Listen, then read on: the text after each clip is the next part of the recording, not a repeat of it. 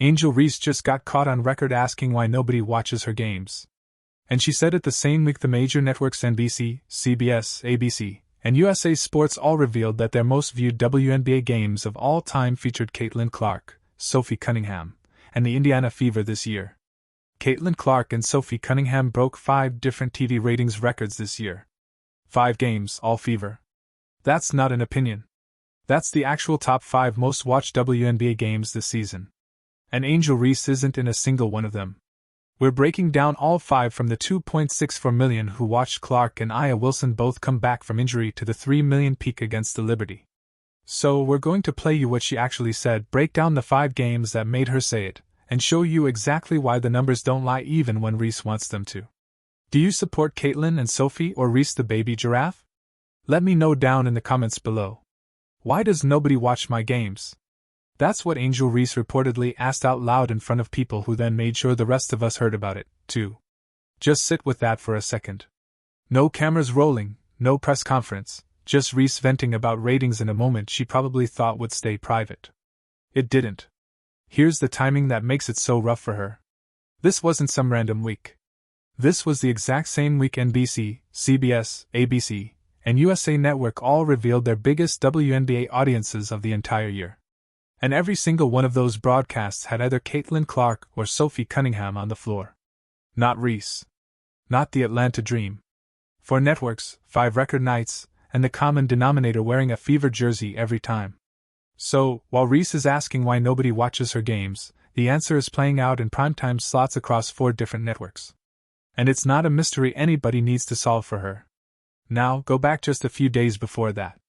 Reese sat in front of reporters and called herself the IT girl of the WNBA, adding that people watch for her, too.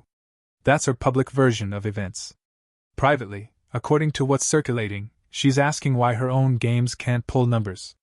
You can't have it both ways. You can't stand in front of a camera and claim you're the biggest draw in the league, then turn around days later and admit you don't understand why nobody's tuning in. One of those statements is true. The ratings say which one.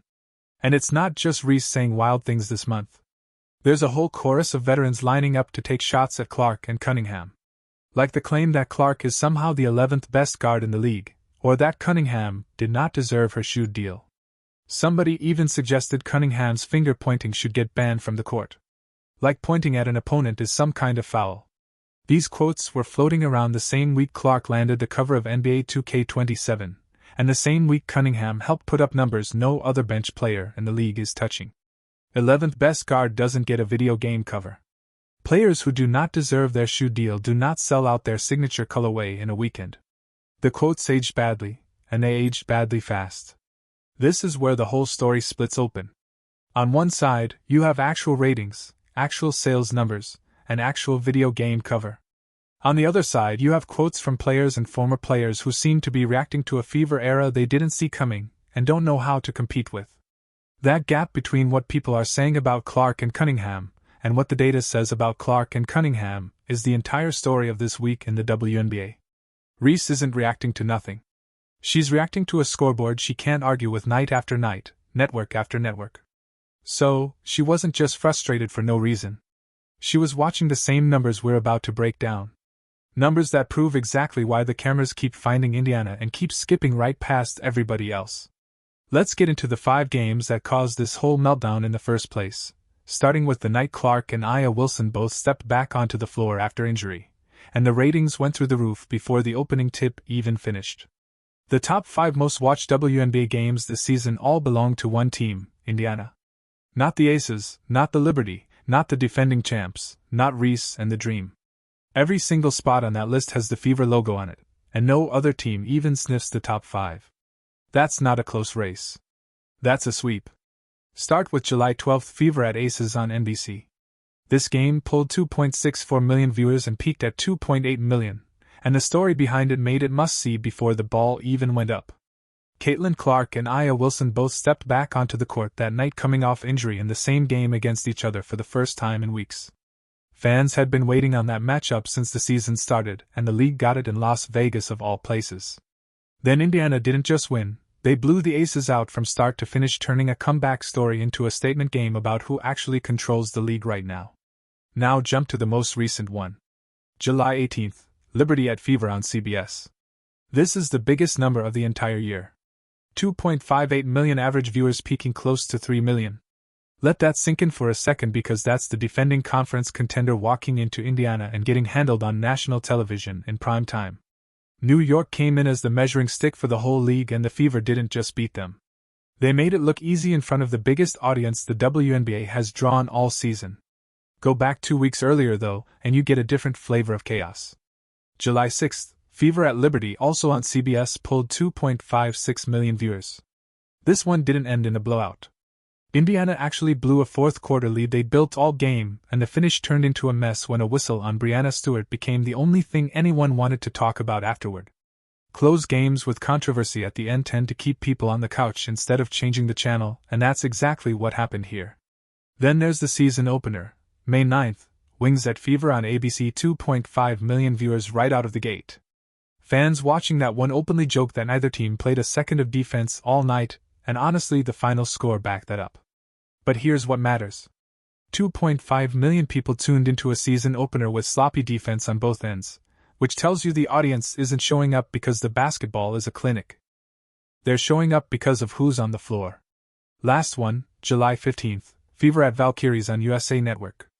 This game averaged 1.14 million viewers, and that number made it the most watched WNBA game in that network's history.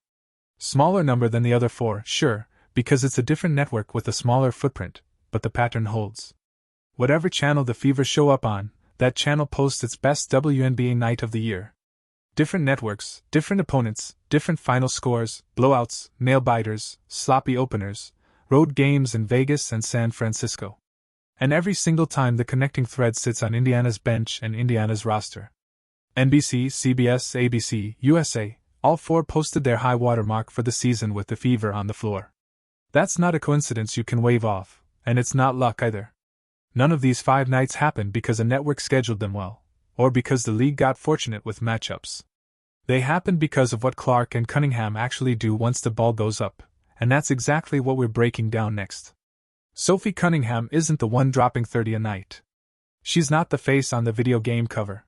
But her name kept coming up in every single one of these broadcasts, and that's not an accident, because networks don't just show up for stat lines, they show up for players who bring something the cameras can't ignore.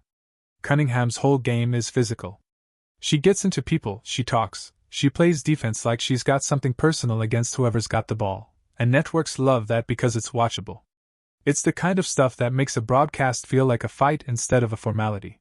So, when veterans started complaining that Cunningham's finger-pointing should get banned from the court, what they were really saying is she gets under people's skin and they don't like it. Nobody complains about a bench player who doesn't matter. You complain about the one who's living in your head every time she checks in. And that's the part critics keep skipping over. Cunningham isn't just chirping, she's producing. She's hit big shots in big moments. She's drawn technicals off opponents who lost their composure guarding her. And she set the tone on defense in games that ended up on this list. That's not hype. That's what shows up when you watch the tape. A player who didn't deserve her shoe deal doesn't usually end up as the person opposing benches are yelling about by the third quarter. None of this works though if it's just Clark and Cunningham carrying 4 quarters by themselves. Lexi Hall and Aaliyah Boston are the connective tissue holding the whole thing together.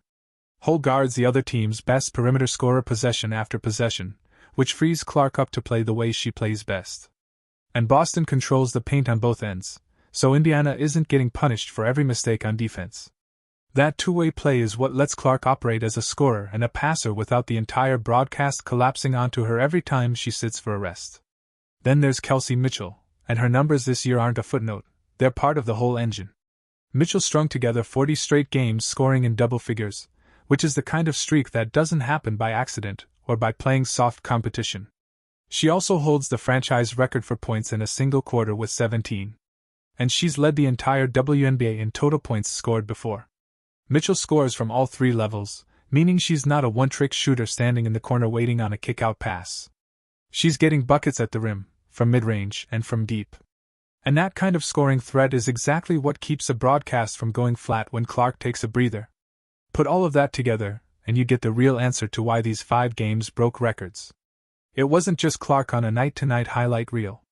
It was Cunningham setting a tone, Hull locking up the other team's best scorer, Boston anchoring the paint, and Mitchell scoring in bunches every single night. That's a full roster showing up on camera, not one player getting lucky with a supporting cast standing around watching. So, when people say Cunningham doesn't deserve her signature gear, they're ignoring the tape completely because production like this is exactly what earns a deal like that in the first place. The Fever's depth is what turned 5 random broadcasts into 5 record nights, full stop. And all that winning, all that depth, all that noise around the team is exactly what put Clark in position for the biggest off-court moment of her career yet.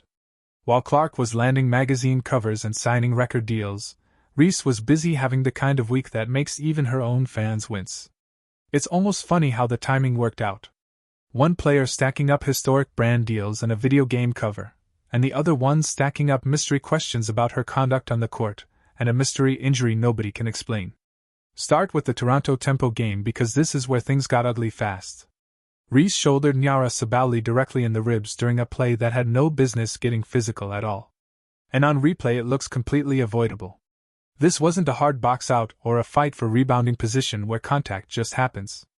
This looked like Reese picked her spot and drove her shoulder into Sabally on purpose. And the kind of hit that leaves a player holding her side isn't an accident. It's a decision. Sabally dealt with the aftermath of that hit, and the whole situation got so much attention that Sandy Brondello ended up making a comment about Reese getting treated like a protected species by officials, which tells you everything about how the league's handling her physical play right now. No real consequences followed. No suspension, no extended review, just another play where Reese gets away with something that would draw a flag anywhere else.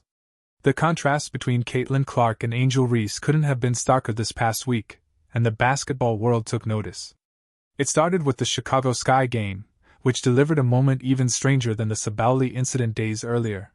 Reese, with no defender within 5 feet of her, missed a routine layup and immediately clutched her knee as if she'd been hit by a truck, except there was no contact, no collision, just a bad miss and an inexplicable injury unfolding on national television. That game spiraled into one of the worst shooting nights of her season, with Reese managing only 8 points on 3 of 13 from the field. The layup miss became the defining replay, not for the shot itself, but for the bizarre aftermath that left everyone searching for answers. Fans online wasted no time drawing connections, with many calling it instant karma following her hit on Sabally just days earlier. And this isn't an isolated incident. Since her rookie year, Reese has consistently found herself trading jabs with Clark, often appearing more fixated on Clark's spotlight than her own performance. It's a short but consistent list of moments, and this week added another entry, transforming what could be dismissed as bad luck into a troubling pattern of a player generating headlines for all the wrong reasons. Meanwhile, Clark's week couldn't have been more different. Confident and composed, she delivered efficient stat lines and secured her 5th Career Player of the Week honor, her 2nd of the season, while Reese was shooting 3 for 13 and clutching her knee on an uncontested miss. The comparison isn't close, and that's precisely why Clark earned the accolade while Reese didn't even enter the conversation. This pattern aligns with something bigger, too. Reebok pulling back their marketing push around Reese earlier this year doesn't feel like a coincidence when placed next to a cheap shot on Sabally and a mystery knee injury with no contact involved. Sponsors watch this closely, and trust doesn't survive weeks like this. The numbers say one thing, the injuries say another, and the quotes swirling around both players all point to the same gap. One player producing at a record pace while the other is left explaining an injury nobody can explain. So what does it actually take to land the cover of NBA 2K27? It's not a popularity contest where the league picks whoever's trending that month. It's a business decision built on jersey sales, broadcast numbers, and which player moves the needle across every platform a video game company cares about. Caitlin Clark got the nod over every other player in the league because she checks every one of those boxes at once, and no other name in the WNBA comes close to matching her reach in front of a camera or on a stat sheet. Look at the Nike deal first. Clark's contract is the largest of any WNBA player in history, and that number didn't come from a marketing meeting guessing about her popularity.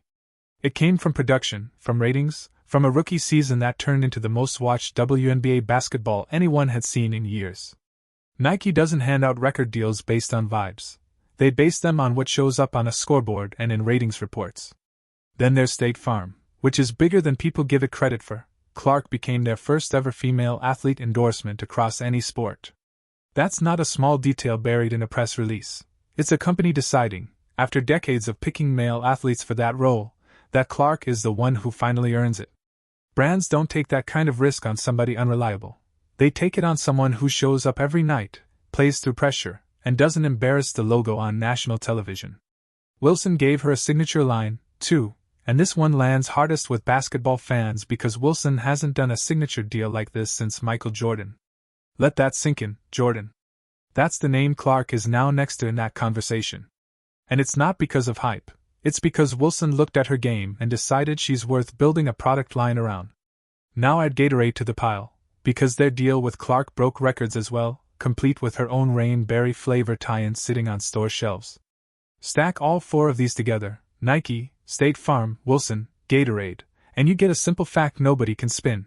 Clark's off-court earnings now outpace her WNBA salary by a wide margin. That gap exists because companies looked at the numbers and made a bet on her. So let's revisit that. 11th best guard. Comment, because her actual stat line makes that claim look silly. Clark dropped 45 points and 10 assists in a single game against Seattle and became the fastest player in league history to reach 200 made threes. Those aren't hype numbers. They're box score numbers anybody can look up. Brands don't build record deals around a player who doesn't produce, because sponsors get burned fast if the player can't back up the marketing. Every deal Clark has signed lines up directly with the ratings records, and that production is exactly why she took Eastern Conference Player of the Week honors, her 5th career selection and 2nd already this season, averaging 25 points, 7.7 assists, and 2.3 rebounds per game while leading Indiana to a 2-1 record. Set that next to Reese's week, and there's no argument left to make. The 2K27 cover isn't hype, it's ratings, stats, and brand trust all landing on the same name at the same time. And while all of this was happening for Clark, Reese was on a basketball court having one of the worst weeks of her career. 5 games, 5 records, every single one belonging to Indiana, with Reese not showing up in a single one. That's not opinion, that's the scoreboard talking.